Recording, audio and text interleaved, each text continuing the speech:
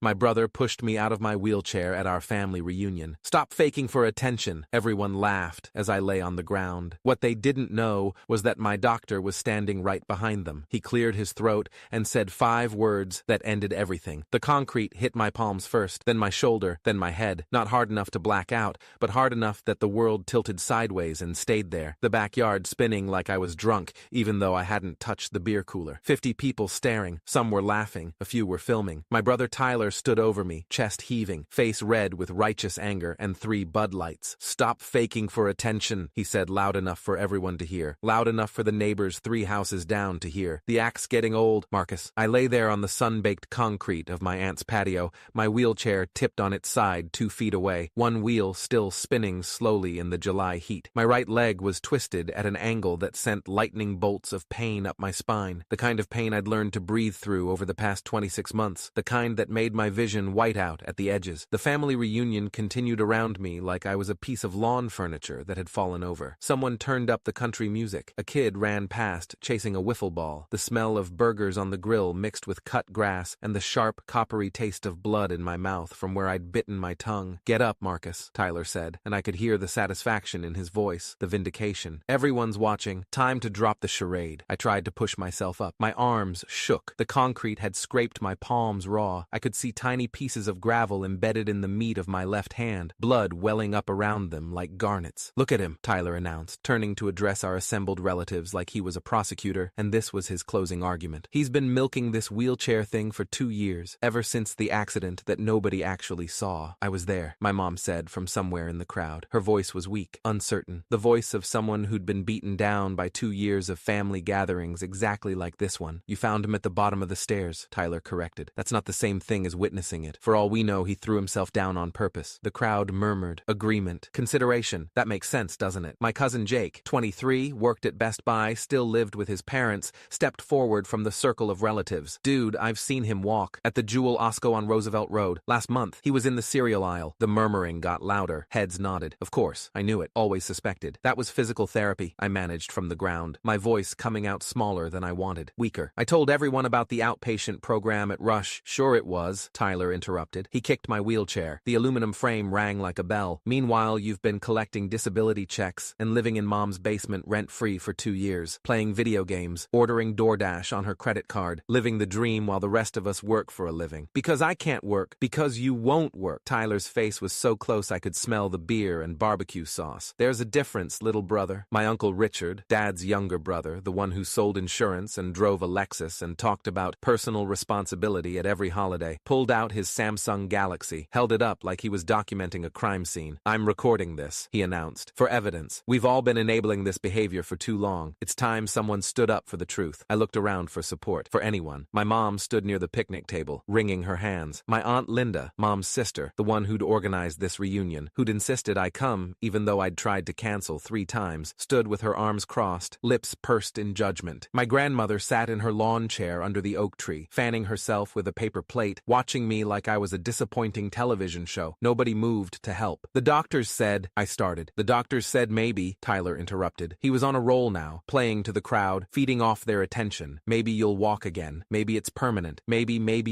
You've been dining out on maybe for 24 months, while Mom bankrupts herself trying to fix you. He does look awfully comfortable in that chair," my grandmother said, loud enough for everyone to hear. "Like he's been practicing. Because I'm in it 12 hours a day. By choice." Tyler grabbed my wallet from my jacket pocket where I'd fallen, held it up like evidence, opened it. "See this? Disability card. $837 a month. Plus, Mom pays for everything else. Rent, food, medical supplies, special equipment. I have medical bills." My throat was closing up. My hands were shaking, and it wasn't just from the fall. "You have excuses." He threw my wallet at me. It hit my chest and fell open, my driver's license staring up at me. The photo from before, when I could stand for the DMV camera without support. "The gravy train ends today, Marcus. Right here, right now." The crowd started clapping, actually clapping, like Tyler had just delivered the speech from a sports movie about overcoming adversity through sheer determination and refusing to quit. "Tyler, that's enough." Mom finally stepped forward, but her voice had no force behind it. She sounded like she was asking permission, not giving orders. "No, Mom. He's bleeding you dry." Tyler's voice softened when he talked to her, went gentle and concerned. "Physical therapy 3 times a week, special equipment, that modified van you bought. You took out a second mortgage for him, on a house you've lived in for 30 years. You're 62 years old and you'll be paying that off until you're 80. Mom's face face went red. She didn't deny it. I hadn't known about the second mortgage. I didn't ask her to, I said. You didn't stop her either. Tyler pointed at me, his finger like a weapon. You just kept taking, kept bleeding her dry, kept playing the victim while everyone else sacrificed for you. He crouched down, got right in my face. Stand up right now, he said quietly, or I'm calling the police for disability fraud, insurance fraud, whatever fraud applies. You'll go to jail, Marcus. And honestly, that might be better for everyone. I can't. The pain in my leg was getting worse. The kind of pain that meant I'd torn something, displaced something, damaged something that was going to cost thousands of dollars and weeks of additional therapy to fix. Stand up! The entire family started chanting. Stand up! Stand up! Stand up! 50 voices, maybe more. The neighbors had come over to watch. Kids were recording on their phones. My Aunt Linda was clapping in rhythm, leading the chant like a cheerleader. I stayed on the ground because I couldn't do anything else, because my right leg hadn't had full sensation in 26 months, because the rods in my spine made certain movements impossible, because everything Tyler was saying, all the cruelty, all the accusations, all the venom, came from a place of not knowing, of not asking, of not caring enough to understand. My leg throbbed with every heartbeat. Tyler grabbed my shirt, hauled me halfway up. I'm done watching you manipulate everyone. You're a liar and a con artist and that's my patient you're assaulting. The chanting stopped. Everything stopped. Tyler's grip on my shirt loosened, but didn't let go. A man stepped forward from the crowd, mid-50s, Asian, khakis, and a navy polo shirt, wire-rimmed glasses, carrying a can of Diet Coke like he'd just been standing there the whole time enjoying the show, which I realized he had been. His expression was perfectly calm. Tyler dropped me. I hit the concrete again. Who the hell are you? Tyler demanded. Dr. James Chen. He took a sip of his Diet Coke. Marcus's orthopedic surgeon, among other things. The crowd went completely silent. You could hear the burgers sizzling on the grill, a dog barking 3 yards over, the country music still playing from someone's Bluetooth speaker. I'm also his physical therapist, his pain management specialist, and I consult with his neurologist, Dr. Sarah Patel, at Northwestern Memorial. I've been treating Marcus since approximately 47 hours after his accident 26 months ago. My Aunt Linda laughed. It came out nervous, shrill. Well, doctor, you must be very proud. Your patient can apparently walk just fine when nobody's looking. Dr. Chen smiled. It didn't reach his eyes. Actually, he said, pulling out his iPhone, I have something everyone should see. He held it up. An X-ray filled the screen. This is Marcus's lumbar spine, specifically his L4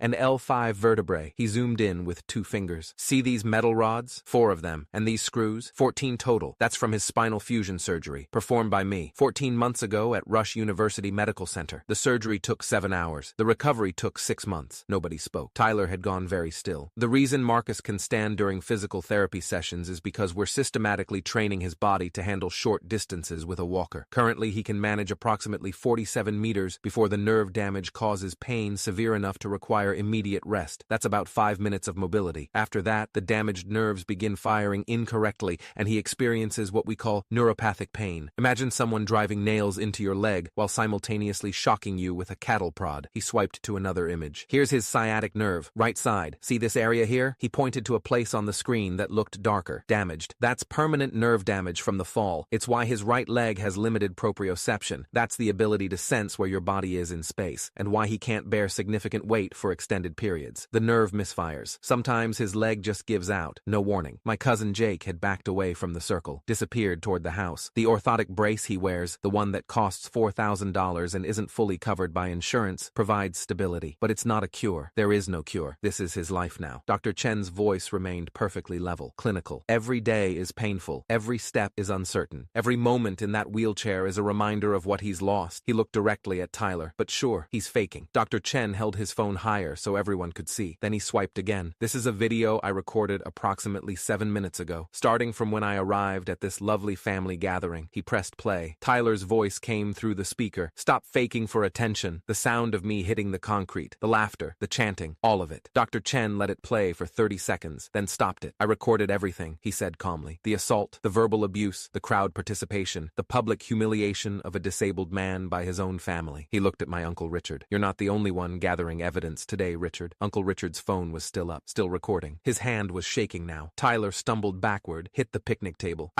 We all thought, the evidence seemed, you thought wrong. Dr. Chen's voice went cold. You didn't think at all. You didn't ask questions. You didn't request medical records. You didn't consult with his doctors. You didn't bother to understand what your brother has been enduring for over 2 years. You just assumed he was lying because it was easier than accepting that sometimes terrible things happen to good people and there's no one to blame. He knelt beside me with a practiced ease that came from years of treating patients. Can you move, Marcus? Worse. I nodded. Barely. Rate your pain. 1 to 10. 8, I whispered. Maybe 9. He examined my leg with gentle, professional hands, felt along the knee, the ankle. His expression darkened. Possible ligament damage. We'll need imaging. He looked up at the crowd. Someone get his wheelchair. Now. My mom moved first. She righted the chair, wheeled it over. She was crying silently, tears streaming down her face, not making a sound. Dr. Chen helped me back into the chair with the kind of careful precision that comes from doing this 1,000 times before. His hands were gentle, competent. The crowd stood frozen. Some were crying now. Most stared at their feet. My grandmother had stopped fanning herself. Dr. Chen straightened up and addressed the entire gathering. I came here today because Marcus asked me to. His voice carried across the yard. He knew this confrontation was coming. He's heard the whispers, seen the looks. His brother has been building to this for months. The Facebook posts questioning his disability, the comments at Christmas, the jokes at Easter about how convenient his condition is. Tyler's mouth opened. No sound came out. Marcus wanted me here because he knew his family didn't believe him, and he was right. Dr. Chen looked around at every single person. So he asked me, his doctor, his surgeon, the man who cut open his back and installed metal in his spine to keep him from becoming paralyzed, to attend this reunion, to watch, to document. He pulled a business card from his wallet, handed it to Tyler. That's my lawyer's contact information. Her name is Jennifer Wu. She's a partner at Kirkland & Ellis, specializes in disability rights litigation. I'll be filing a police report tomorrow for assault of a disabled person, along with a civil lawsuit for battery, assault, and intentional infliction of emotional distress. Tyler stared at the business card like it might bite him. My testimony as his treating physician will be, I suspect, fairly compelling in court. I have complete documentation of his injuries, his surgeries, his therapy progress. I have notes from every appointment. I have the x-rays, the MRIs, the nerve conduction studies. I have 2 years of medical evidence that proves beyond any doubt that Marcus is disabled. He turned to Uncle Richard. I also have your video, the one you recorded for evidence. Thank you for that. It shows conspiracy to intimidate a disabled person, possible fraud accusations made without basis, group harassment. That video is now part of my evidence file. Uncle Richard's face had gone gray. Dr. Chen addressed the entire crowd again. Everyone who participated in that chant is on camera. Everyone who laughed, everyone who filmed this on their phones, everyone who stood by and watched while a disabled man was assaulted and humiliated by his own brother. He paused. I wonder how that's going to play in court or on the news, because this story, a disabled veteran, yes, Marcus served 4 years in the National Guard before his accident, assaulted by his family at a reunion because they thought he was faking. That's the kind of story that local news stations love. He's not a veteran, Tyler started. Army National Guard, 2016 to 2020, honorable discharge. Medical records are part of the VA system, which makes this a potential federal case. Dr. Chen's smile was razor sharp. Did you know assaulting a disabled veteran can carry enhanced penalties? I didn't either until my lawyer explained it to me last week when Marcus asked me to attend this gathering. Dead silence. The burgers were burning on the grill. Nobody moved to flip them. Dr. Chen handed me my wallet, which was still lying on the concrete. Then he moved behind my wheelchair and gripped the handles. We're leaving now, he said. Marcus has an appointment at the ER, which I'll be documenting as assault-related injuries. The medical bills will be attached to the civil suit. His orthotic brace is damaged. That's another $4,000. His wheelchair has a bent frame. $3,000 more. We'll add it all up. He started pushing me toward the driveway. Behind us, 50 family members stood in that same circle. The same people who'd chanted for me to stand up, who'd called me a liar, who'd applauded my brother for assaulting me, realizing that the nephew they'd just humiliated for faking his disability had just recorded every single one of them committing multiple crimes. Wait, Tyler's voice cracked. Wait, Marcus, I'm sorry. I didn't know. We didn't know. I didn't turn around. Dr. Chen kept pushing. Marcus, please. We reached the van, the modified Honda Odyssey with the wheelchair ramp that my mom had indeed taken out a second mortgage to buy. Dr. Chen helped me into the passenger seat with practiced efficiency, then collapsed the wheelchair and stored it in the back. He got in the driver's seat, started the engine. Tyler ran up to my window, banged on it. Marcus, please, I'm sorry. I looked at him through the glass, at my brother who I'd shared a bedroom with for 15 years, who'd taught me how to ride a bike, who'd been my best man at my wedding before the divorce, who'd just pushed me out of my wheelchair in front of our entire extended family because he'd decided I was faking. I rolled down the window 2 inches. You want to know the worst part? I said quietly. Tyler nodded desperately. I called you 3 times after my surgery, left voicemails, sent texts, invited you to doctor's appointments so you could hear the prognosis directly. You never responded. You decided I was lying without ever asking for proof. You chose to believe I was a con artist instead of believing I was hurt. I just thought, no, I said. You didn't think. That's the problem. I rolled up the window. Dr. Chen pulled out of the driveway. The emergency room at Northwestern Memorial was busy for a Sunday evening. Dr. Bio Chen walked me through triage, spoke with the attending physician, Dr. Rebecca Martinez, whom he apparently knew from medical conferences, and got me into an exam room within 20 minutes. The x-rays showed a torn torn lateral collateral ligament in my right knee. Another surgery scheduled for Wednesday. Another 6 weeks of recovery. Another setback in the slow, agonizing process of trying to reclaim some fraction of my mobility. Dr. Chen sat with me while we waited for the orthopedic specialist to review the scans. "Why did you really come today?" I asked. He was quiet for a moment. "Because I've treated patients with spinal injuries for 27 years, he finally said, and I've watched families destroy themselves over it, watched them fracture, watched caregivers burn out, watched disabled patients get abandoned because it's easier to believe they're faking than to accept that life is random and cruel, and sometimes there's no villain to blame. So you came to help me prove them wrong. I came to document the truth." He adjusted his glasses. "What they do with that truth is their choice, but at least now they can't claim ignorance." The police report was filed Monday morning. Detective Luis Gonzalez from the Northbrook Police Department, 23 years on the force, handled assault cases, called me Tuesday afternoon. "Mr. Thompson, I've reviewed the video evidence, Dr. Chen's statement, the medical records. This is pretty clear-cut. Your brother pushed you out of your wheelchair, causing additional injury. That's aggravated battery against a disabled person. Class 2 felony. What happens now? We'll issue a warrant. He'll be arrested, probably arraigned within 48 hours. Given the circumstances and the video evidence, the state's attorney will likely press charges even if you don't want to pursue it." I stopped. "I don't know what I want. You don't have to decide now,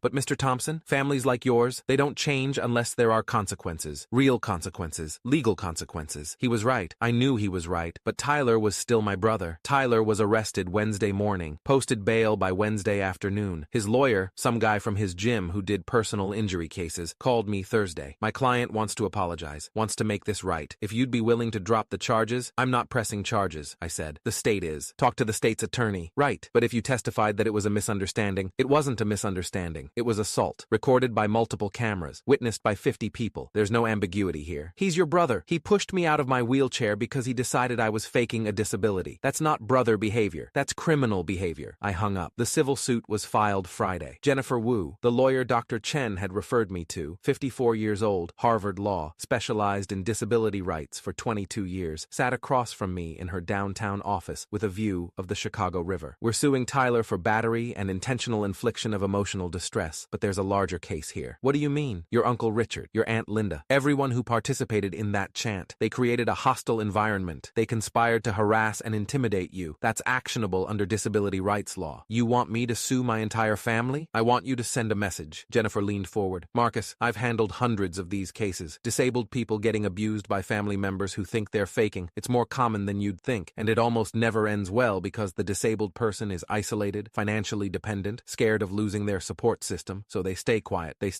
She nodded. "But you have something most of them don't. You have medical documentation. You have a surgeon willing to testify. You have video evidence. You have the ability to make this public, to change the narrative. I just wanted them to believe me. They believe you now." Jennifer's smile was sharp. "Now we make sure they never forget it." The story broke local news that weekend. Disabled veteran assaulted by brother at family reunion. Doctor recorded everything. The footage went viral by Monday. Not the whole thing. Dr. Chen had edited out everyone's faces except Tyler's and mine. But enough. The push, the fall, Tyler's words, the chanting. By Tuesday, it had 3 million views. By Wednesday, national news had picked it up. By Thursday, I was getting interview requests from Good Morning America. I declined them all. I didn't want to be famous. I wanted to be believed. Tyler's trial was set for 6 months out, but his life imploded long before that. His employer, a construction company that prided itself on workplace safety and disability accommodation, fired him within a week. "Liability concerns," they said. "Can't have someone who assaults disabled people representing our company." His girlfriend left him. His friends stopped calling. The video followed him everywhere. Every job interview, every dating profile, every new person he met would eventually Google his name and find it. Tyler Thompson, the guy who pushed his disabled brother out of a wheelchair. My mom called me 3 weeks after the reunion. "He's living in his car," she said. "Lost his apartment, can't find work." "Marcus, he's your brother. Can't you do something?" "Like what?" "Talk to the prosecutor. Ask them to drop the charges. Tell them it was a misunderstanding." "It wasn't a misunderstanding, Mom. He made a mistake. He assaulted me in front of 50 people while I was already disabled. That's not a mistake. That's a choice. So, you're just going to destroy his life? Your own brother?" I thought about that for a long time. "No," I finally said. "I'm going to let him experience consequences for his actions. There's a difference." She hung up without saying goodbye. The settlement came 4 months later. Tyler pleaded guilty to aggravated battery, got 2 years probation, community service, anger management, and a suspended sentence that would activate if he violated probation. The civil suit settled for $127,000, medical bills, pain and suffering, future therapy costs, punitive damages. Tyler would be paying it off for the rest of his life. Jennifer Wu called me the day the settlement finalized. "You won," she said. "Doesn't feel like winning. It never does, but you sent a message to your family, to everyone watching, that disabled people matter, that assault has consequences, that you can't just push someone out of a wheelchair because you've decided their suffering is inconvenient. He's broke, homeless, his life is ruined. He ruined his own life. You just documented it." I saw Tyler 6 months later, by accident. I was at physical therapy, the same outpatient clinic at Rush where my cousin Jake had supposedly seen me walking in the Jewel Osco, and Tyler was there, waiting in the lobby, wearing a different shirt, thinner, older somehow. He saw me, started to stand up, sat back down. I wheeled myself over. "What are you doing here?" I asked. "Court-ordered community service. I volunteer in the rehab wing, helping patients with mobility exercises." I didn't know what to say. "That's good, I guess. I meet a lot of people like you," Tyler said quietly. "People with spinal injuries, nerve damage, chronic pain. People who look fine on the outside, but are fighting every day just to exist." He looked at me finally. "I'm sorry, Marcus. I'm so fucking sorry. I didn't understand. I didn't try to understand. I just decided you were lying because it was easier than accepting that you were really hurt. I know. Do you—" his voice cracked. "Do you think you'll ever forgive me?" I thought about that question for a long time, about 26 months of pain, about the family reunion, about 50 people chanting for me to stand up, about Tyler's face when Dr. Chen showed the x-rays, about the settlement money that was paying for my modified van